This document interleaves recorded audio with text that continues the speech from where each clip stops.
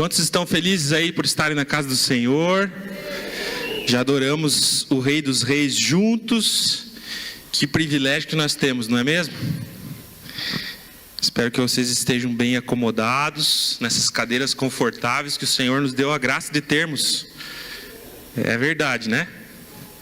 Então, eu queria convidar você já a abrir a sua Bíblia aí em Lucas, capítulo 8.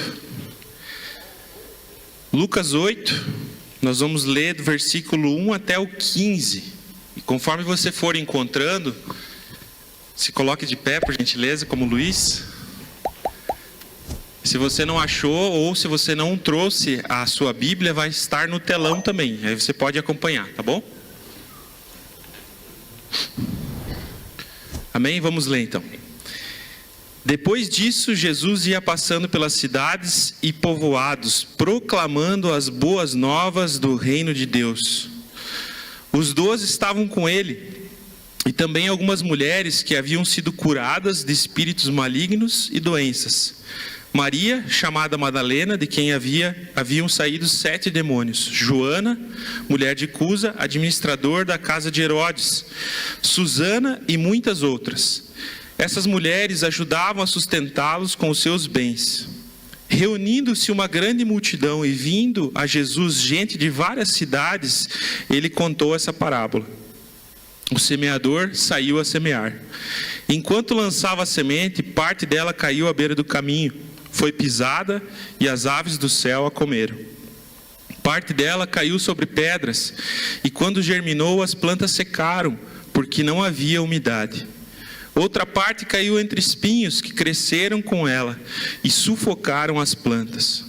Outra ainda caiu em boa terra, cresceu e deu boa colheita a 100 por 1. Tendo dito isso, exclamou: aquele que tem ouvidos para ouvir, ouça. Seus discípulos perguntaram-lhe o que significava aquela parábola.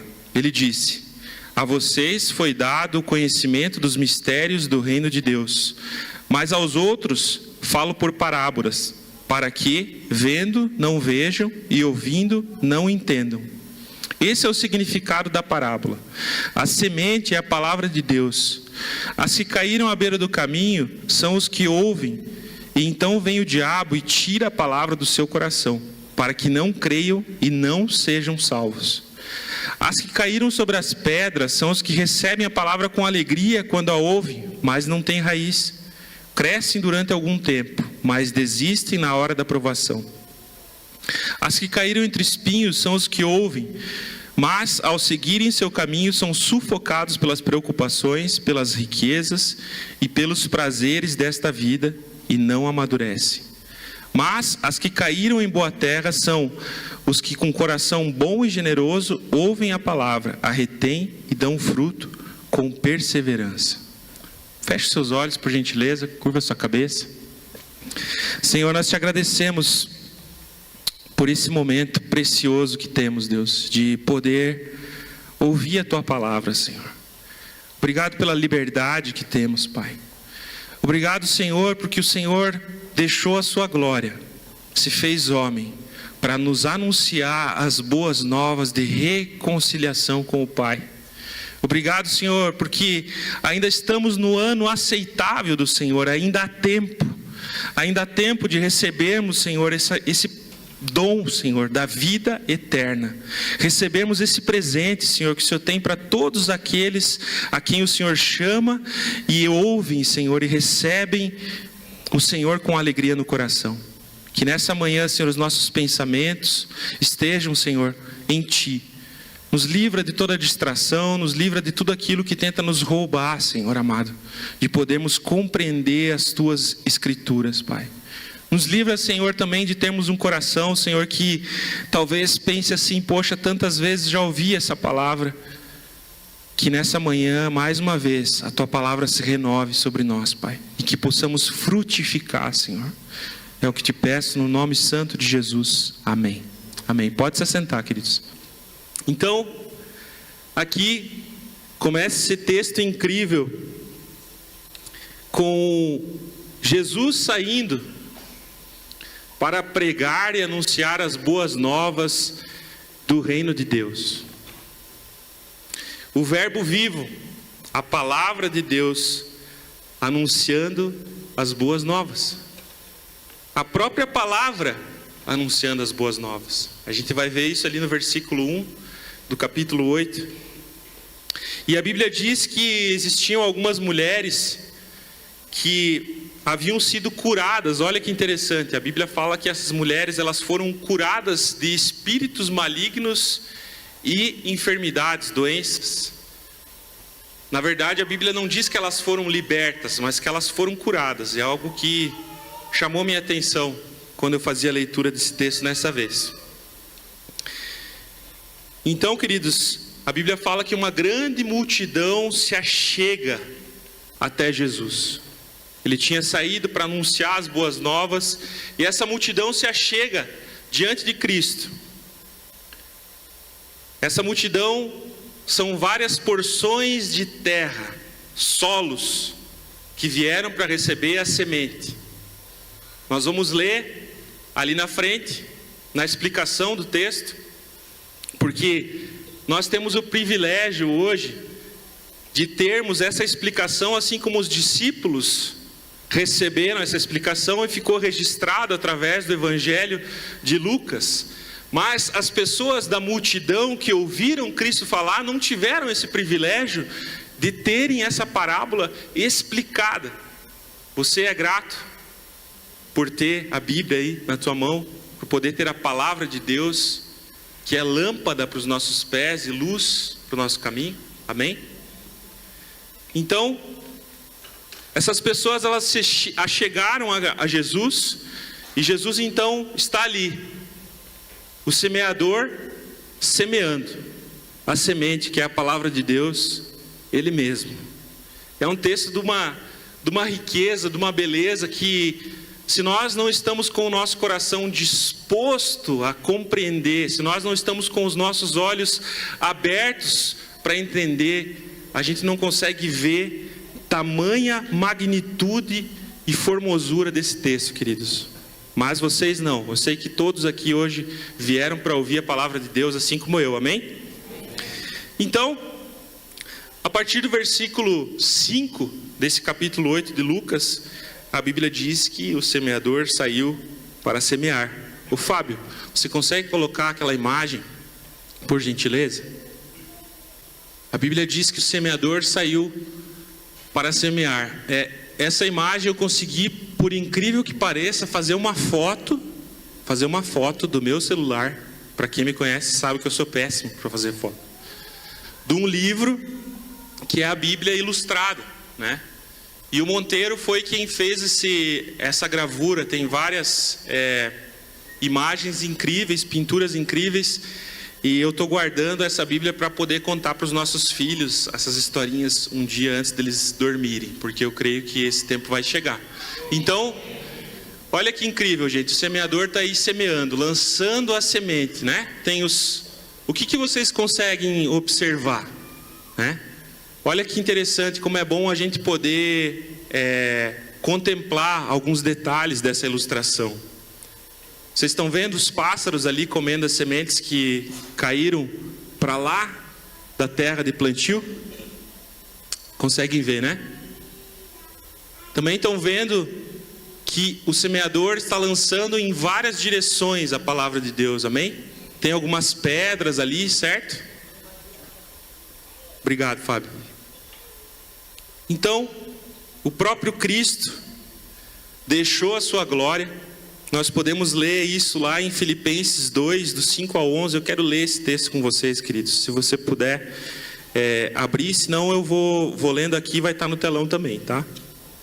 Então, Filipenses 2, do 5 ao 11 diz assim: seja a atitude de vocês a mesma de Cristo Jesus, que embora sendo Deus, não considerou que o ser igual a Deus era algo a que devia pegar-se, mas esvaziou-se a si mesmo, vindo a ser servo, tornando-se semelhante aos homens. E sendo encontrado em forma humana, humilhou-se a si mesmo e foi obediente até a morte, e morte de cruz. Por isso Deus o exaltou à mais alta posição e lhe deu o nome que está acima de todo nome, para que ao nome de Jesus se dobre todo joelho nos céus, na terra e debaixo da terra, e toda língua confesse que Jesus Cristo é o Senhor, para a glória de Deus Pai. É um texto que com muita frequência nós lemos aqui, certo? E eu quero ler mais um que está lá em João 17:5. Então, se você puder voltar um pouquinho aqui. João 17:5 diz o seguinte: E agora, Pai, glorifica-me junto a Ti, com a glória que eu tinha contigo antes que o mundo existisse. Esses dois textos que nós acabamos de ler, eles nos revelam e mostram a glória que Jesus tinha com o Pai antes de se fazer carne, do verbo se fazer carne e habitar entre nós. Os dois textos revelam essa glória de Deus. E a própria palavra então saiu dessa glória, deixou a sua glória, achou que isso era algo que ele não deveria pegar-se e veio para o mundo para semear a semente. O versículo 8 vai dizer, lá do texto de Lucas, que quando Jesus ele terminou de contar a parábola para a multidão, ele fala uma frase que parece um pouco estranha num primeiro momento, quando você ouve a primeira vez. Diz assim: aquele que tem ouvidos para ouvir, ouça. Por que Jesus falou essa frase? Aquele que tem ouvidos para ouvir, ouça, né? A gente sabe que tem algumas pessoas que têm problemas auditivos e que não podem ouvir, mas eu acredito que a grande maioria dessa multidão ali tinha ouvidos e estava ouvindo aquilo que Cristo estava falando. Isso não é interessante? Isso não te deixa um pouco intrigado? Não te deixa um pouco curioso? Saber por que Jesus falou isso? Sabe por quê, queridos? Porque a palavra de Deus, ela precisa gerar fome e sede nas nossas vidas. Jesus, ele quer se revelar a nós. A palavra, ela quer que nós possamos compreendê-la de uma forma profunda, com intenção, com vontade, com desejo.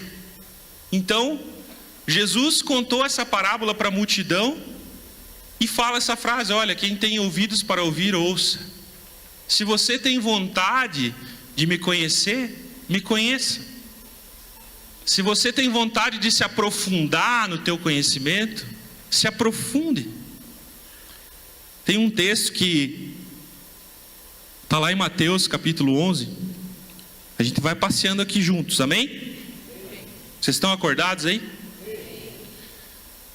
Bastante pessoas estão em férias escolares, alguns retornando, né? Então, se você tiver com sono aí, pede para o teu irmão do lado e dá uma cotovelada na costela, assim, mas sem tirar do lugar, né?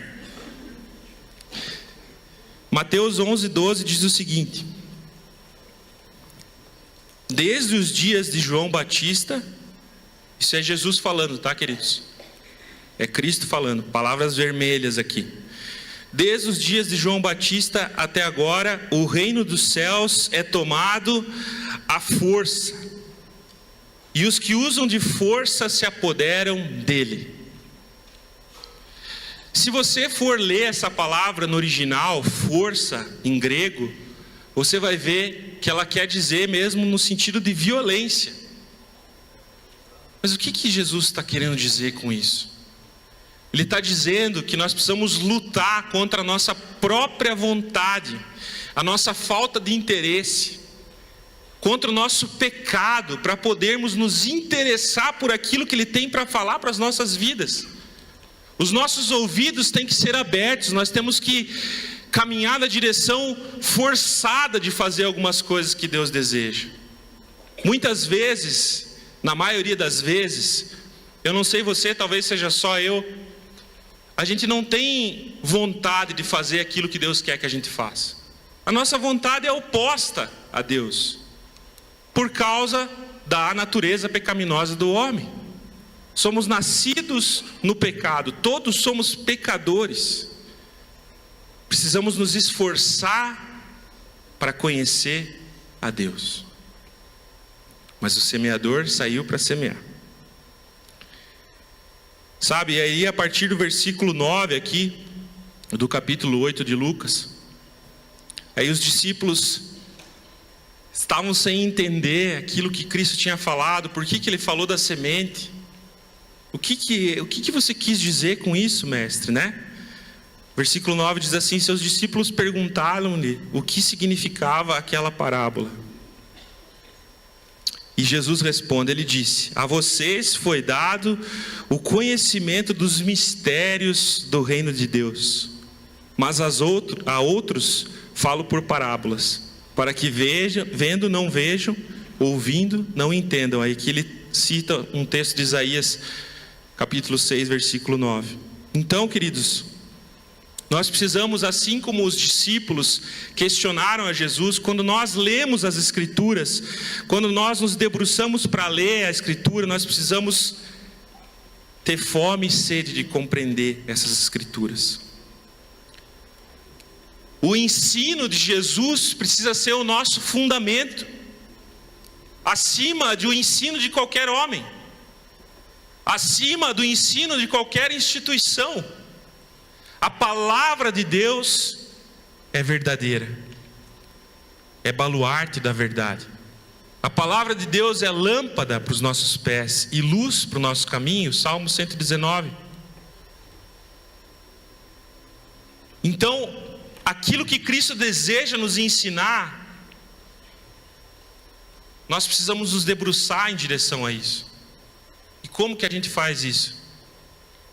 Lendo mais, estudando mais, orando mais sobre isso, procurando compreender a palavra de Deus, fazendo a EBD, participando do Em Casa, discutindo a palavra.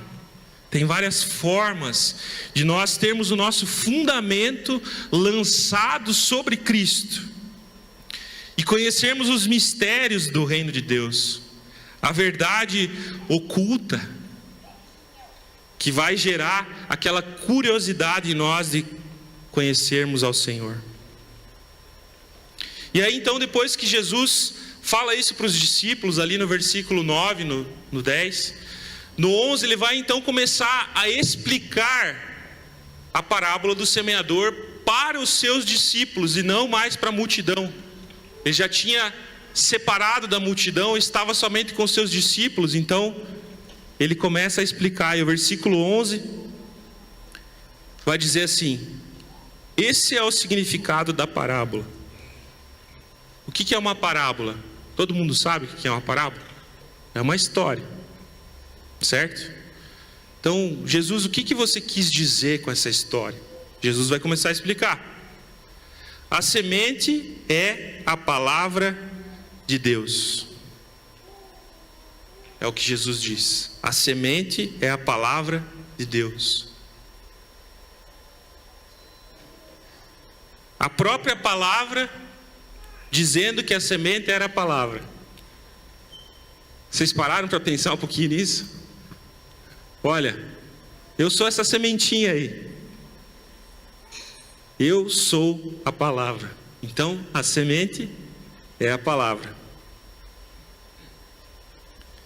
Fábio, se você conseguir passar, eu separei para a gente aquela foto do semeador e também um vídeo de uma semente de trigo crescendo debaixo do solo e depois saindo, rompendo pela terra. Então, se o Fábio conseguir colocar aí para a gente, quero que a gente assista juntos. E se der para apagar a luz daí, William, aqui vai ficar melhor.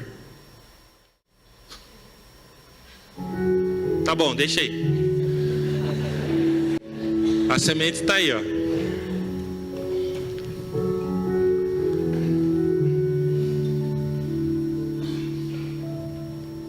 Olha que incrível a semente que é a palavra crescendo no nosso coração, que é o solo.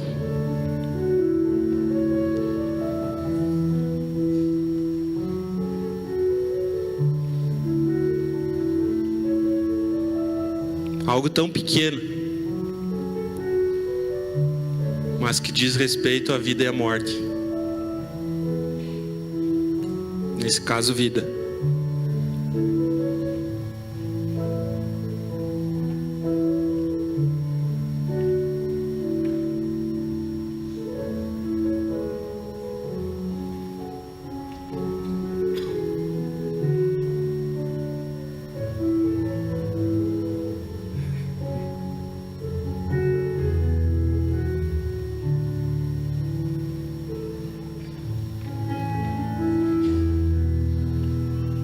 Olha só o campo de trigo.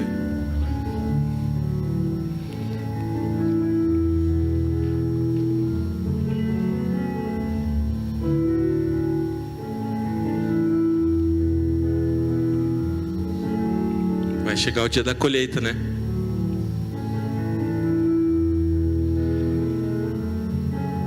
Amém. Obrigado, Fábio. Então, queridos, essa semente, ela é lançada, é a palavra de Deus. O solo onde a semente é lançada são os nossos corações, o meu e o teu. Tem um texto lá em Isaías, capítulo 55, que eu quero ler com vocês, que é muito incrível, que fala sobre a palavra de Deus.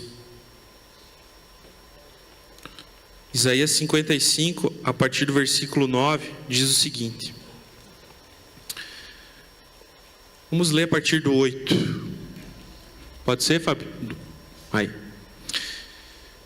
Pois os meus pensamentos não são os pensamentos de vocês, nem os seus caminhos são os meus caminhos, declara o Senhor. Assim como os céus são mais altos do que a terra, também os meus caminhos são mais altos do que os seus caminhos, e os meus pensamentos mais altos que os seus pensamentos. Assim como a chuva e a neve descem dos céus e não volta para eles sem regarem a terra e fazerem-na brotar e florescer, para ela produzir semente para o semeador e pão para o que come, assim também ocorre com a palavra que sai da minha boca. Ela não voltará para mim vazia, mas fará o que desejo e atingirá o propósito para o qual a enviei. Amém?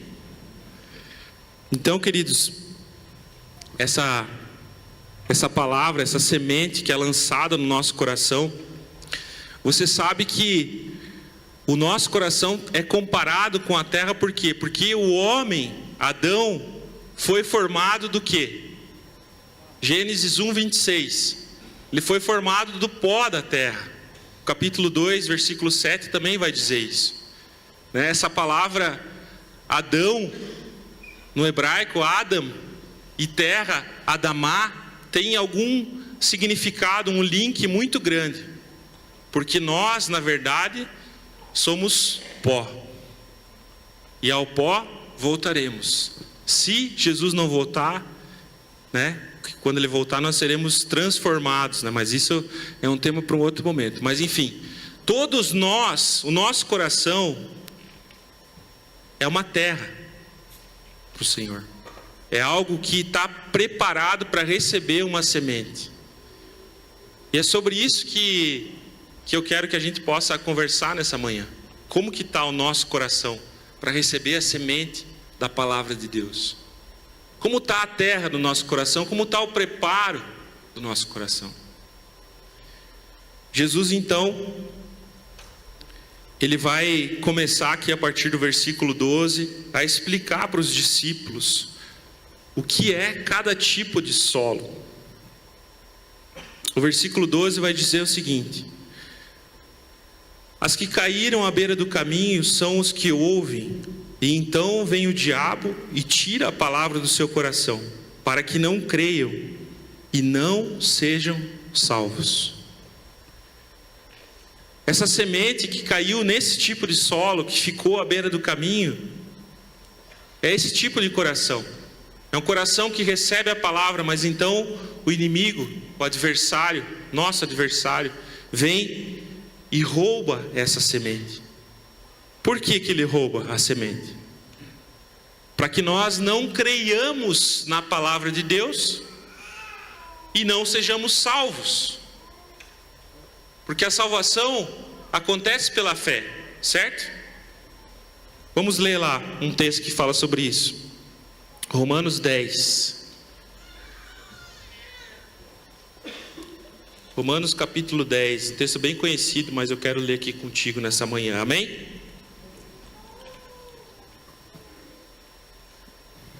Aqui Paulo está falando sobre Israel, mas enfim, eu quero ler versículo 14 até o 17 de Romanos 10.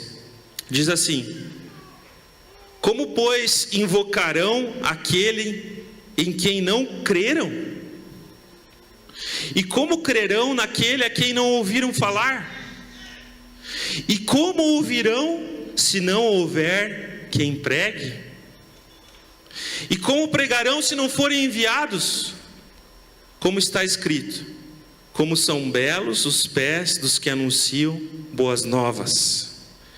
No entanto, nem todos os israelitas aceitaram as boas novas, pois Isaías diz: Senhor, quem creu em nossa mensagem?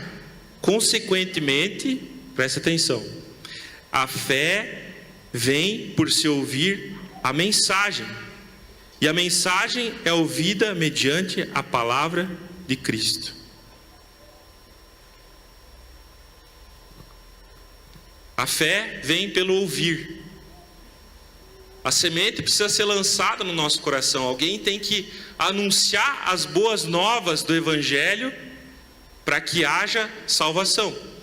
Então Jesus ele estava fazendo isso aqui nesse texto, anunciando as boas novas, como começa ali no capítulo 8, falando da salvação para os judeus, explicando da salvação para os seus discípulos. E isso tem acontecido há 2000 anos. O Evangelho continua sendo anunciado, continua sendo pregado. E quando a palavra frutifica, quando o inimigo não consegue roubar a semente do coração, então há salvação, porque nós cremos na mensagem e somos então salvos. Quantos são salvos aqui nessa manhã pela obra de Jesus? Amém?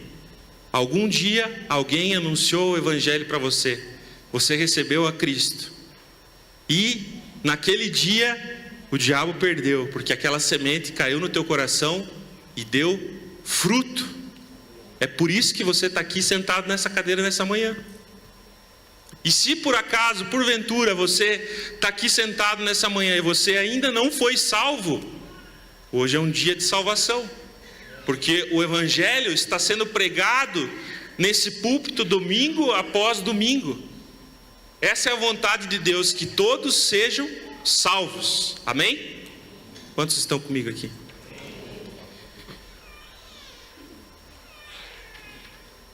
O versículo 13, queridos, vai falar do segundo tipo de solo, lá de Lucas, capítulo 8.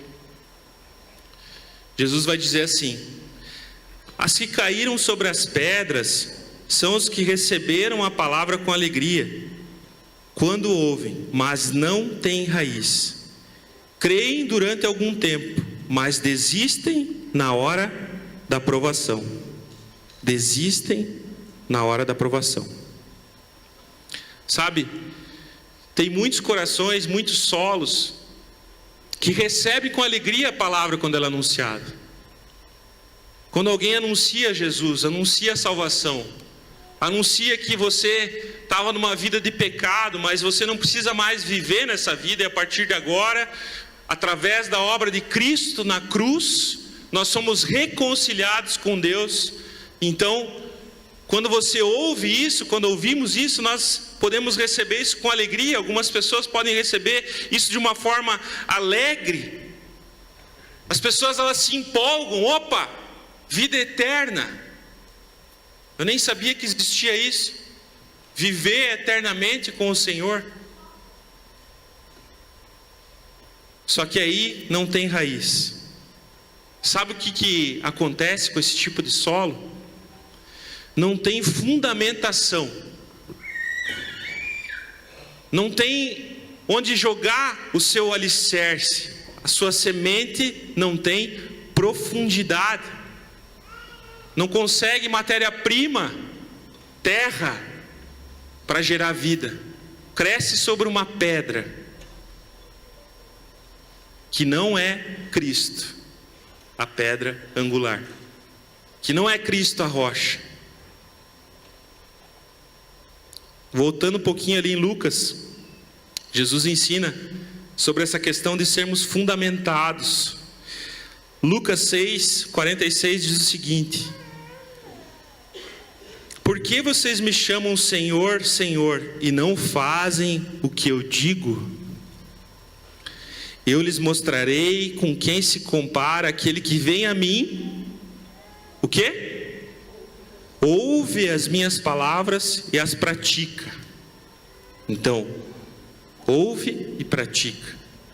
É como um homem que, ao construir uma casa, cavou o fundo e colocou os alicerces na rocha. Quando veio a inundação, a torrente deu contra aquela casa, mas não conseguiu abalar, porque estava bem construída. Mas aquele que o quê? Ouve as minhas palavras e não as pratica, é como um homem que construiu uma casa sobre o chão sem alicerces. Pense que loucura, gente. Fazer uma casa sem alicerces. Né, aqui, ó. No momento em que a torrente deu contra aquela casa, ela caiu, e a sua destruição foi completa. Cristo aqui então está dizendo que esse tipo de solo, ele não tem raiz, ele não tem onde se agarrar. Ele até recebe a palavra com alegria, mas quando vem a dificuldade, quando vem a luta, aquilo não tem fundamento nenhum, e tudo acaba passando, não produz fruto algum.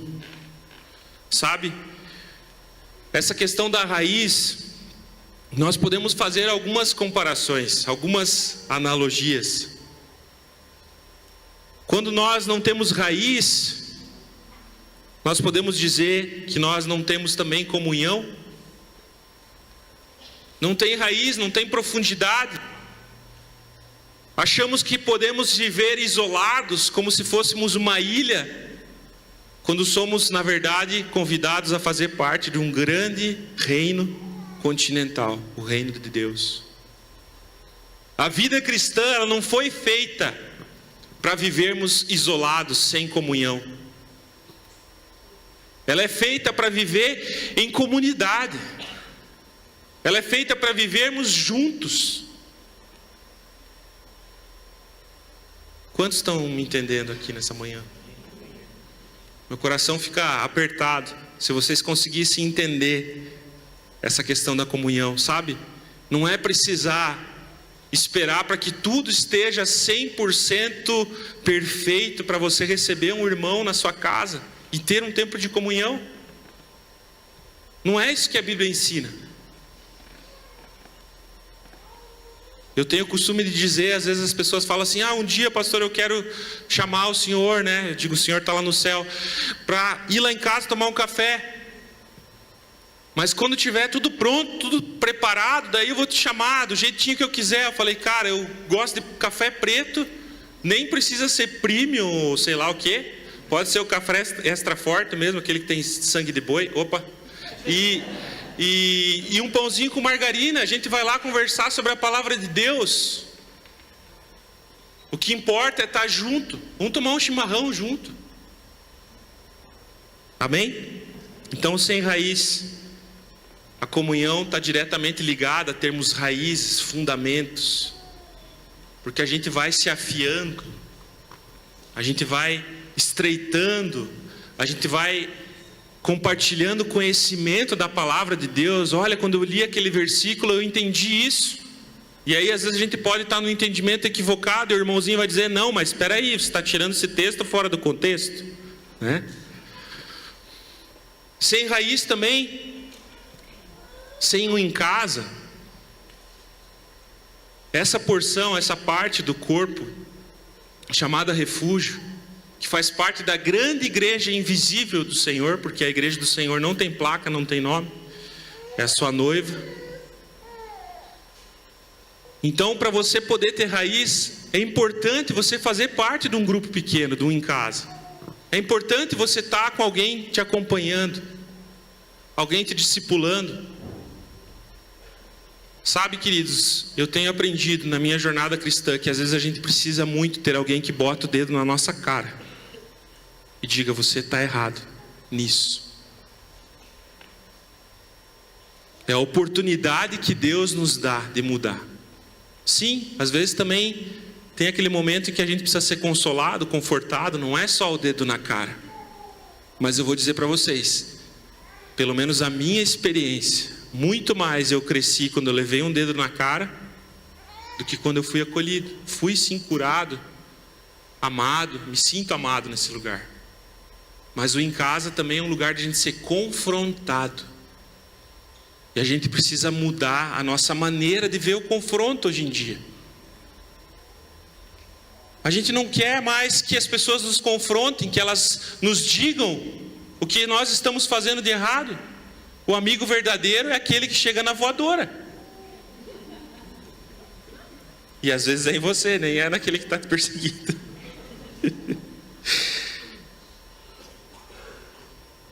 Então, sem raiz, sem comunhão, sem o em casa, sem discipulado, às vezes você está no em casa, mas você não se submete ao discipulado daquela pessoa que está liderando aquele em casa.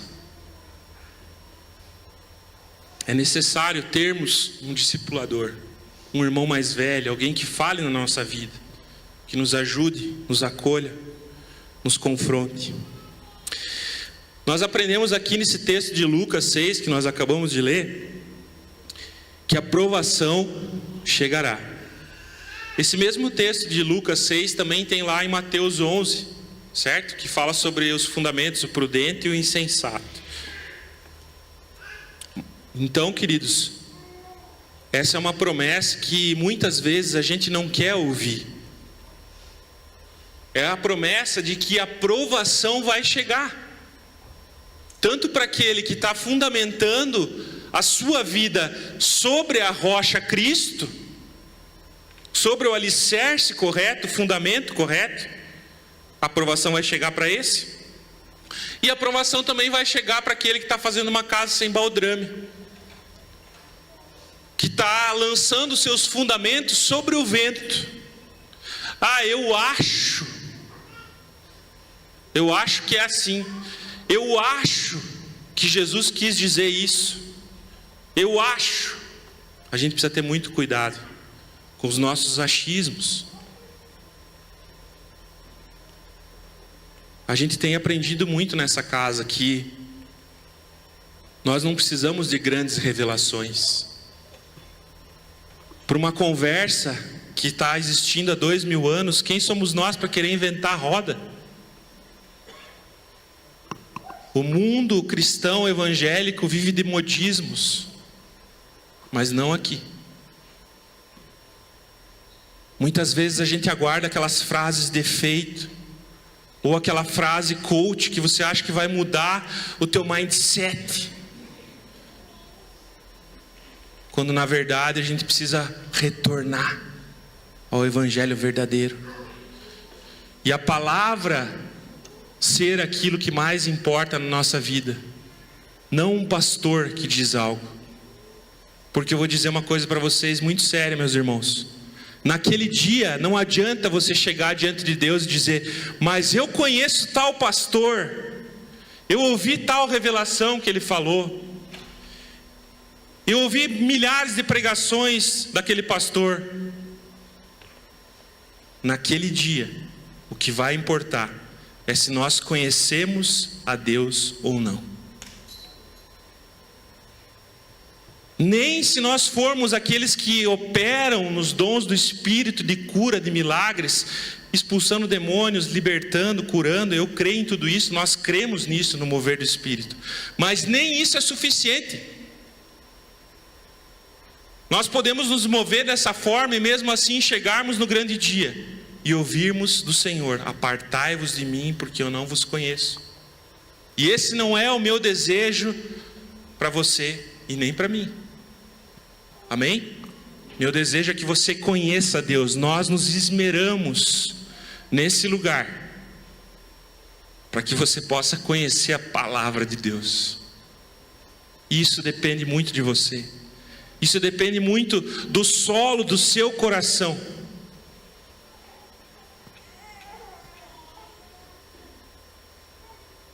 Então a promessa é que a tempestade vai vir, a tormenta vai vir, e aonde estaremos alicerçados, fundamentados.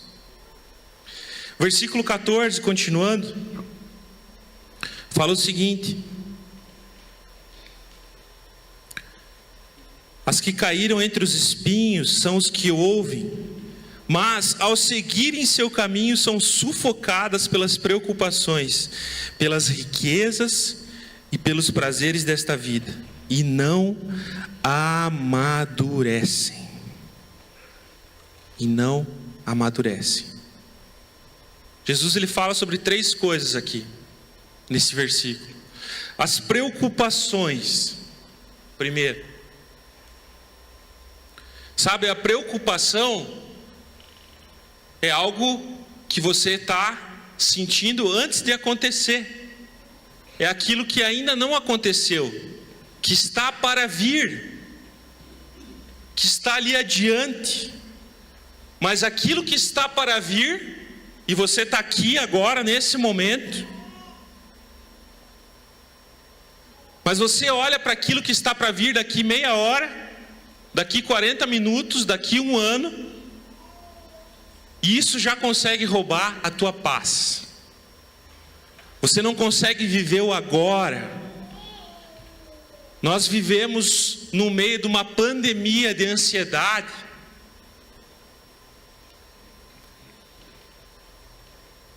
Quando precisamos aprender a viver o agora, o momento que o Senhor está nos dando hoje, tendo o que comer e o que vestir, com isso estejais contentes. Você aproveitar esse momento aqui de poder ouvir a palavra de Deus assentado numa cadeira confortável. Nem todos têm esse privilégio. Então, as preocupações, elas vêm tentando nos roubar a semente. Imagina que coisa desastrosa a palavra de Deus, que é tão poderosa, não surtir efeito na terra do nosso coração por causa de uma preocupação. Ela não consegue germinar, sair da terra por causa da ansiedade, da preocupação.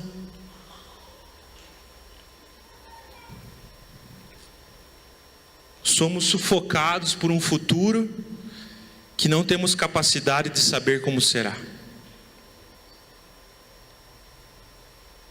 Quando na verdade a nossa esperança tem que estar na volta gloriosa de Jesus.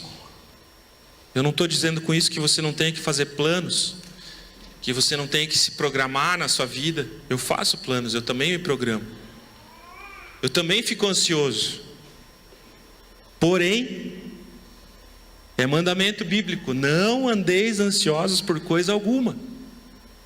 Antes, apresentai as vossas súplicas a Deus. Nosso papel, quando chegamos nesse lugar de preocupação, é dobrar os nossos joelhos e clamarmos pela ajuda do Senhor. Vinde a mim todos os que estão cansados e sobrecarregados, e eu vos darei descanso, porque o meu fardo é leve e o meu jugo é suave. Mateus 11. Essa é a promessa de Jesus para a nossa vida. Sabe?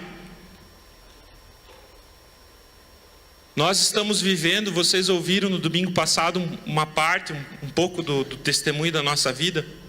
E agora a gente está no meio desse processo de adoção, né? Estamos gerando aí essas vidas que já estão em algum lugar, e temos orado por elas, temos nos programado para ampliar a casa, para fazer diversas coisas. E muitas vezes eu me prego ansioso e preocupado com isso. Mas isso não pode tirar minha paz. Eu preciso dobrar meus joelhos.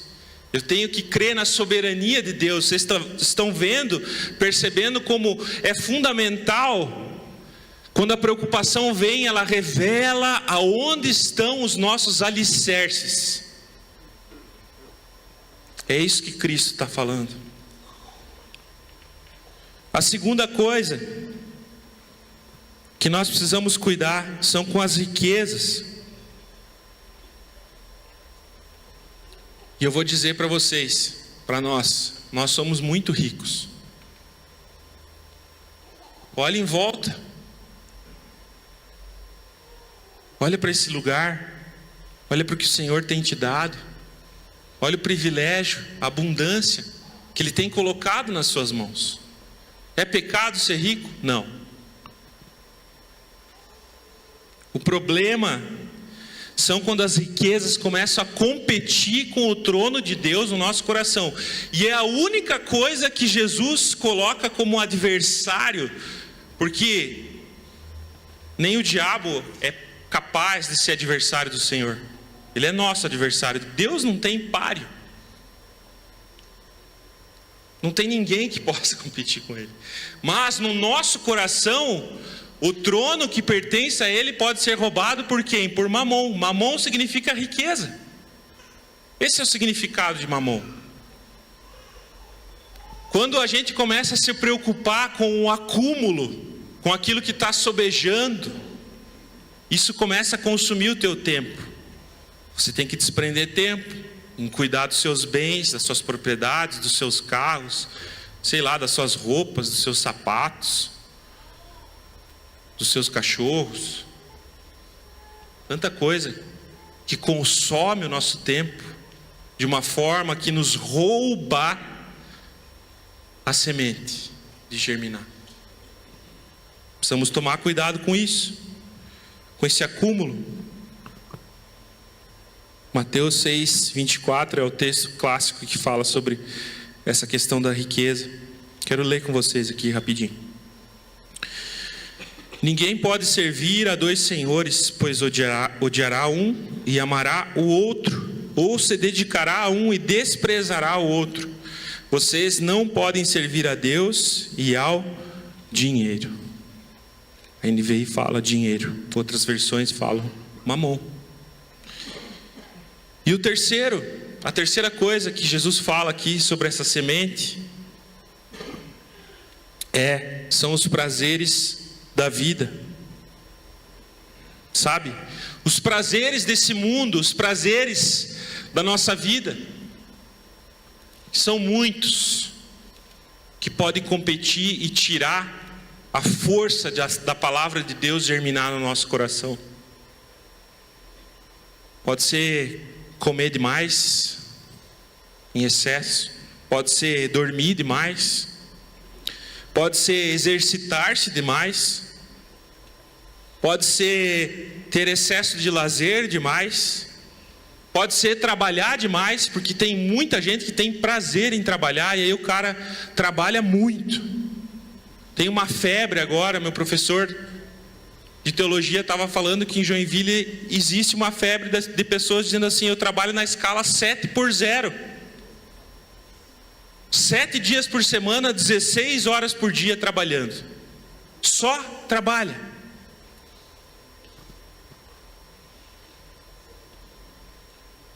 Resumindo, queridos, tudo que é excesso é prazer, se a gente não sabe equilibrar a nossa vida. É a luxúria. E um abismo vai chamando o outro abismo nesse quesito dos prazeres da vida. E aí o final do versículo 14 fala que as preocupações, as riquezas, os prazeres da vida, e não amadurecem. O não amadurecimento da semente que deveria frutificar na nossa vida. A gente é uma eterna criança, no mau sentido. Porque Jesus disse que nós temos que ser como uma criança para herdar o reino de Deus, certo? Na inocência. Mas não uma criança que tem 20 anos de conversão, 10 anos de conversão, eu não sei, e nunca leu a Bíblia inteira.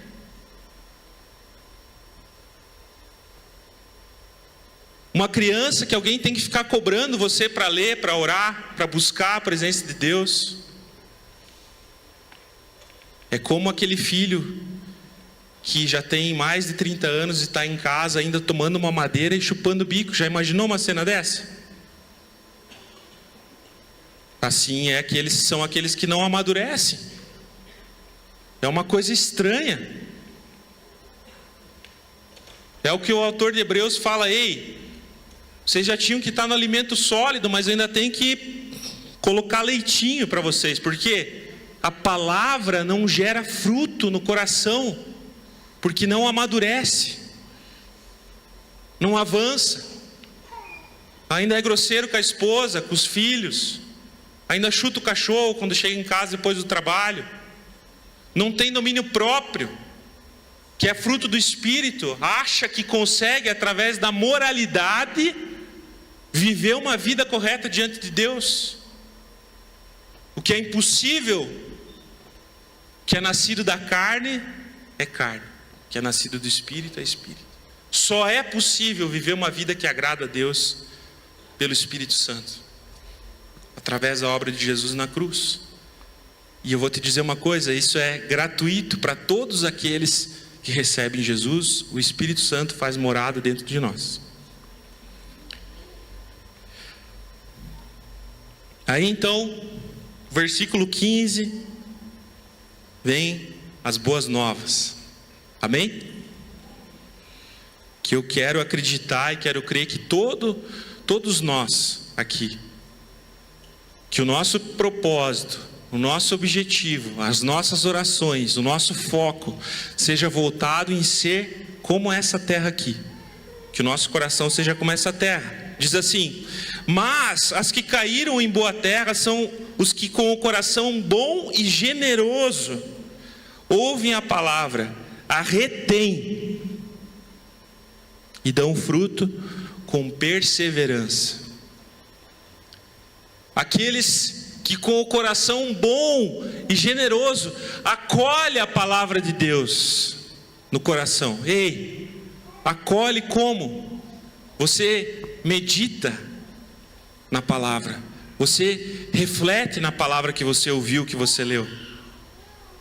Isso começa a regar a terra do teu coração, porque nós não podemos simplesmente ouvir a palavra e não refletirmos, não meditarmos, não pensarmos naquilo que estamos lendo, naquilo que estamos ouvindo na parte de Deus, naquilo que se encaixa na nossa vida.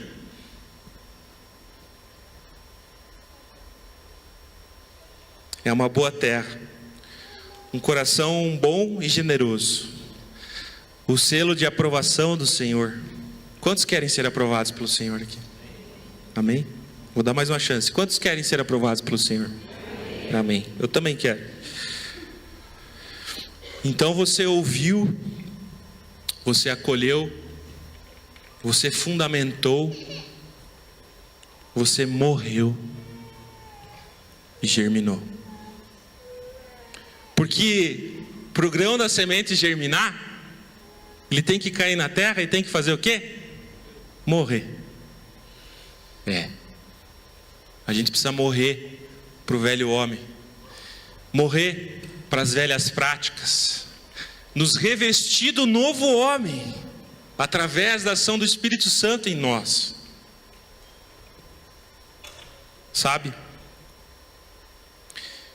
Fala uma coisa incrível aqui, fechando esse texto: perseverança. O que é perseverança? Queria ler Tiago com vocês, capítulo 1, um texto bem conhecido.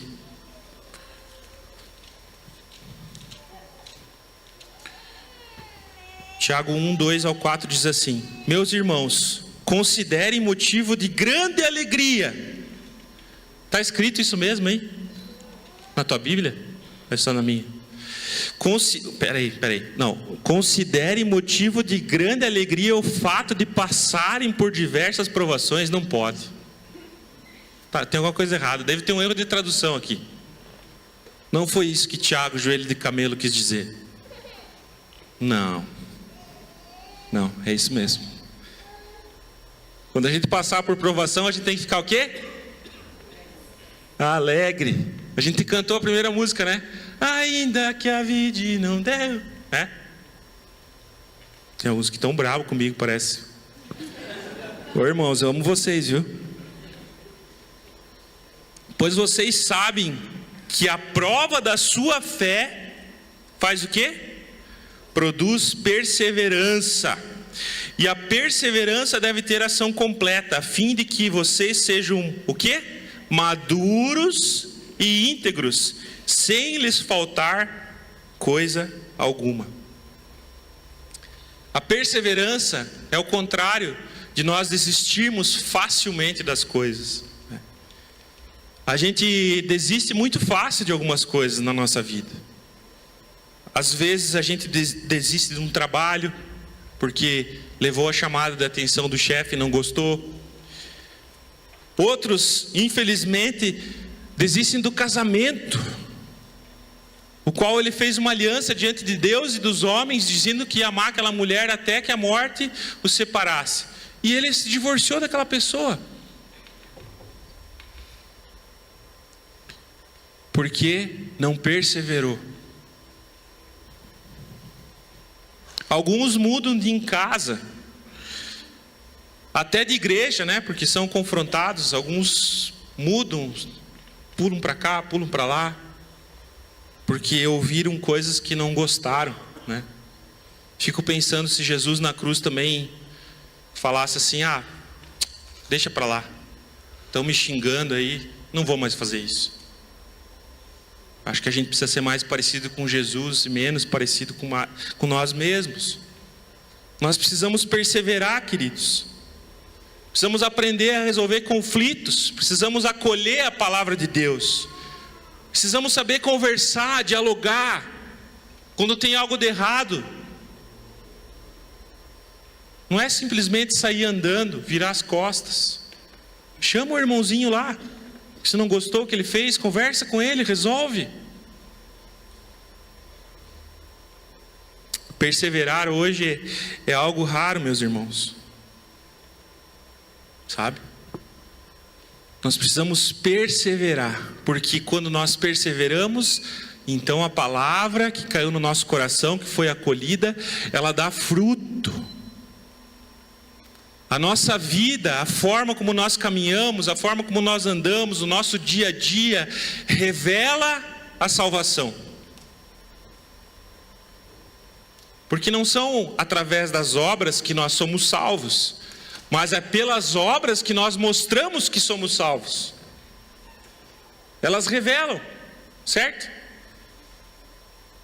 Então aqui Jesus, fechando essa parábola, ele fala isso, dessa terra boa, um coração bom e generoso, que produz frutos.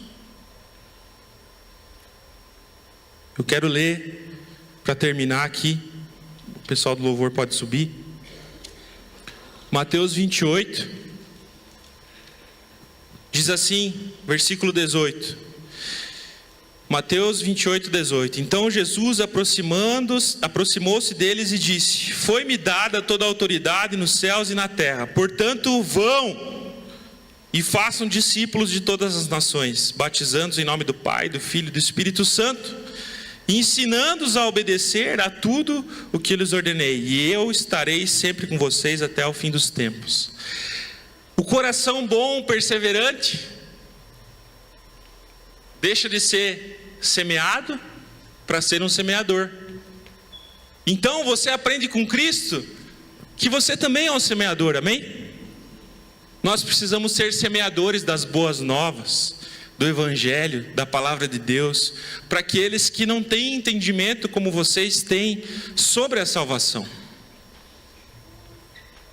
E eu quero convidar vocês já aí ficando de pé. Quero fazer uma pergunta, a primeira aqui nessa manhã. Sabe, a forma de semear Nessa época era um pouco diferente. O semeador ele lançava a semente sobre o solo e só depois então que o solo era arado. Sabe? Aqui a gente primeiro, vira a terra para lançar a semente. Nessa manhã a minha pergunta para nós é: quem deseja ter o coração arado pelo Espírito Santo? Para que talvez aquilo que ainda está ali, que precisa ser trabalhado, mude. Talvez o teu coração, a terra do teu coração está um pouco endurecida e a semente não está conseguindo cair ali e gerar fruto. Eu não quero constranger você nessa manhã, mas eu quero pedir para que todos fechem os olhos. Esse é o momento em que o Espírito Santo pode trabalhar no nosso meio, no teu coração, no meu coração. Então, você que deseja ter esse coração arado nessa manhã, talvez o Senhor já está trabalhando aí aquilo que você ouviu, porque a palavra de Deus, ela é viva e eficaz, mais cortante do que uma espada de 2 gumes.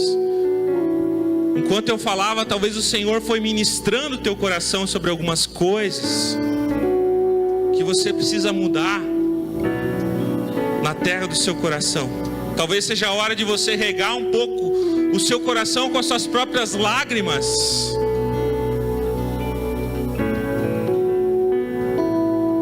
Talvez você precise de um pouco de arrependimento.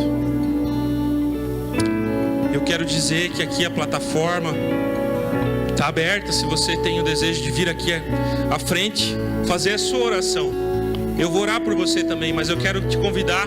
Se você quiser, você pode vir. Quero pedir que todos fiquem com os olhos fechados. Se você quiser ficar no seu lugar também, fica à vontade. Às vezes as pessoas, elas sentem o desejo de vir aqui na frente. Então, eu quero dizer que está liberado aqui para você vir orar. Que o Espírito Santo te conduza. Eu vou orar por você que deseja ter o coração arado nessa manhã. Senhor, colocamos a nossa vida diante de Ti nessa manhã, Jesus. O semeador saiu para semear há 2000 anos.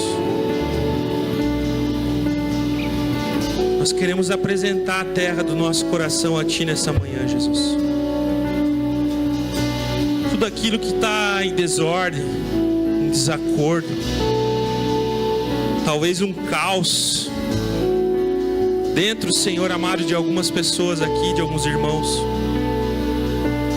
Eu oro para que o Senhor venha trabalhar, Senhor, o nosso coração, arar a terra do nosso coração. Que nós possamos sair daqui compreendendo, Senhor, a necessidade que temos de perseverar. Nos ajuda nas nossas dificuldades, nas nossas lutas. Nós queremos ter uma boa terra, Senhor, que produz frutos a 100 por 1, Senhor. Nós queremos glorificar o Teu nome com o nosso viver, com tudo que somos, tudo que temos. Nos ajuda, Senhor. Nos dê um coração quebrantado, Senhor. Muda o nosso coração duro por um coração mole, Senhor, na Tua presença. Que nós possamos ouvir a Tua voz, Pai, quando lemos a Tua palavra. Gera fome e sede, Senhor, por aquele que anda sem fome, sem sede da Tua presença, Deus. Eu oro por aquele que já não tem mais desejo de estar contigo, Senhor. Reaviva, reacende a chama, Senhor, daquele que está precisando de um toque do Senhor nessa manhã, Deus. Que o Senhor possa nos tocar, Deus, gerando vida, produzindo vida, vida e vida em abundância, daqui até a eternidade, Senhor. Que a Tua glória seja manifesta através de nós, em nome de Jesus. Em nome de Jesus. A minha segunda pergunta, eu quero pedir para você ficar com seus olhos fechados ainda. Você que está orando, continue orando. é para que talvez existem alguns corações aqui que ainda não receberam essa fé para crer para a salvação. Você ainda não está num relacionamento com Jesus, o Verbo vivo, a palavra de Deus. E eu quero te dizer nessa manhã que existe um caminho trilhado através da obra de Jesus na cruz, que nos reconecta com o Pai. Quando nós não temos a Cristo, o nosso destino é a morte eterna, perdidos, vagando, sem rumo, sem direção. Mas com Jesus somos reconectados com o Pai. Com Jesus a salvação, a eternidade. Então essa oração é uma questão de vida ou morte. Eu não quero te constranger. Se tem alguém aqui nessa manhã que quer fazer uma oração para que Cristo venha habitar em você, para que você seja salvo, você entende que precisa ser salvo das preocupações, das lutas. Você entende que você precisa ser salvo de construir uma casa sem fundamentos. Você não quer mais construir sobre o vento. Você quer construir sobre a rocha verdadeira que é Cristo Jesus. Dê um sinal com a sua mão se você deseja fazer essa oração. Existe alguém? Glória a Deus. Tem mais alguém que deseja fazer essa oração? Dê um sinal com a sua mão. Como um ato de fé, eu quero pedir, você que levantou a mão, vem aqui à frente, eu quero orar por você. Me deixe orar pela sua vida.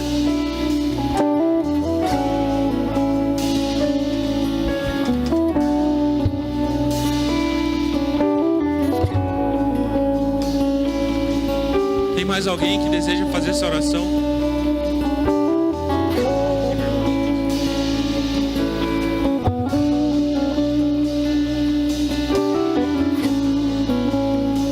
Alguém aqui que deseja fazer essa oração?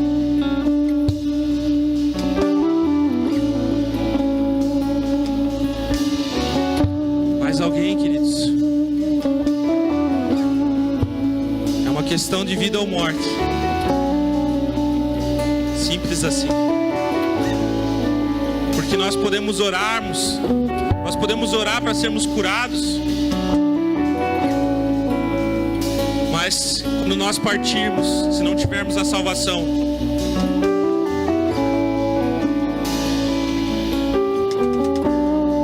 se não tivermos a salvação,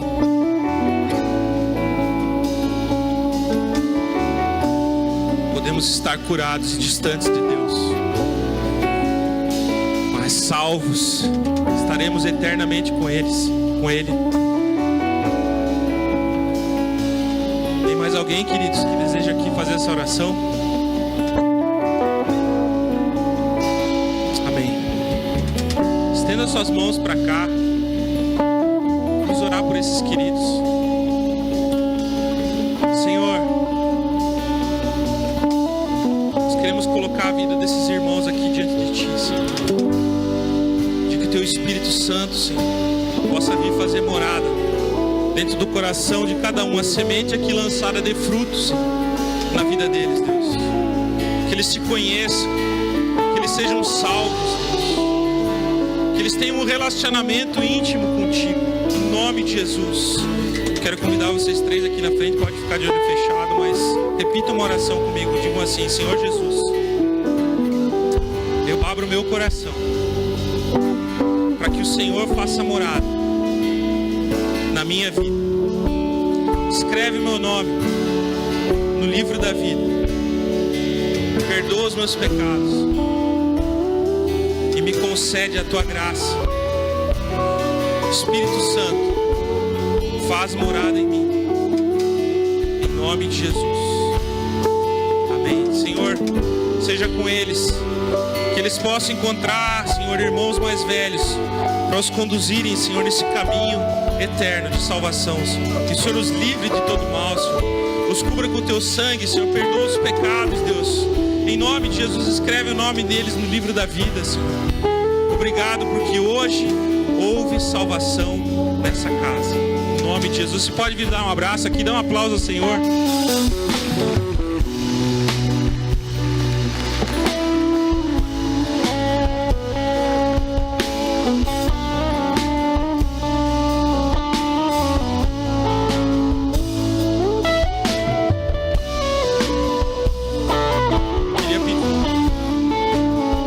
Vocês três que vieram aqui na frente, o Everton, o Michael e o Arthur, lá naquela porta, ó, tem o irmão Alain, ele tá lá, ó, sagaz.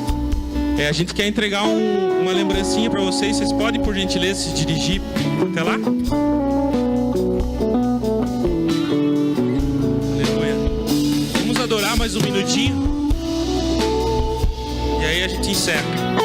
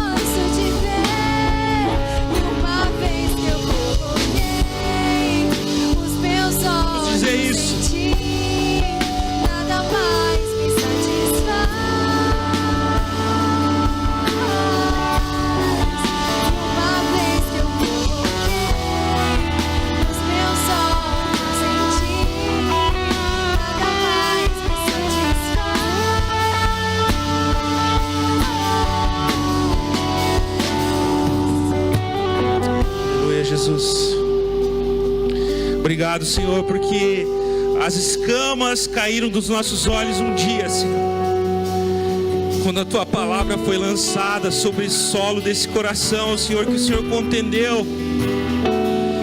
Obrigado, Senhor, porque Tu és longânimo, paciente e muito rico em misericórdia, Senhor. Todos estávamos perdidos, caminhando, Senhor, a passos largos para a perdição.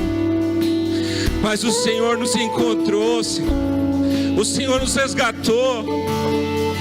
O Senhor nos deu alegria, Senhor, em meio à tristeza, e transformou o nosso luto em riso.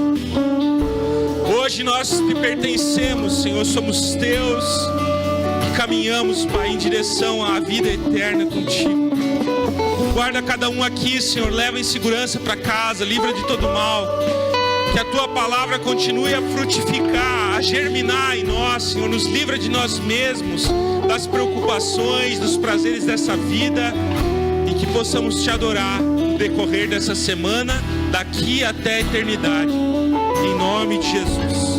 Amém. Que Deus abençoe, queridos, que vocês possam ir na paz do Senhor.